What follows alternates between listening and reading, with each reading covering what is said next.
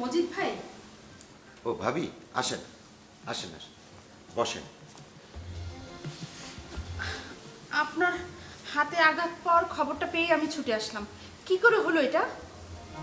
তেমন কিছু না ভাবি, কারো হয়তো খায়েশ ছিল আমার হাতে আঘাত করা, তাই করেছে। এটা কেমন কথা বললেন ভাই? কেউ আপনাকে বাড়ি মারতে চাইলেই আপনি তাকে বাড়ি মারতে দিবেন? অসাবধানতায় থাকলে যে কেউ আঘাত পেতে পারে, যেমনটা আমি পেয়েছি। তার মানে শত্রু আপনাকে কোনো কিছু বুঝে ওঠার সুযোগই দেয়নি? অনেকটা তেমনই। আসলে প্রথমে সে চালাকি করে আমার মেন্টালিটিটা অন্যদিকে নিয়েছিল, তারপর থাক থাক, আমি আর শুনতে চাচ্ছি না।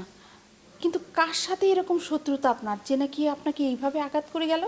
আমি জানি না ভাবি, তাই হিসাবটা মিলাতে পারছি না। তবে যে এই কাজটা করেছে সে অনেক চালাক চতুর মানুষ। তা তো বটেই। তা না হলে কি মজিদ সাহেবের মতো এরকম একজন মানুষকে কেউ আঘাত করতে পারে?